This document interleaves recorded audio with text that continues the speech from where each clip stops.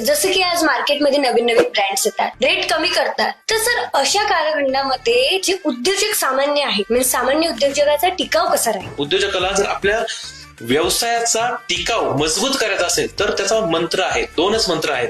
पहिला इनोव्हेशन आणि स्वतःचा व्हॅल्यू क्रिएशन. जर तुम्ही ह्या दोन गोष्टींवरती काम केलं तर मार्केटमध्ये तुमचा कायम दबदबा राहणार आणि तुमचं मार्केटिंग नेहमी होत राहणार.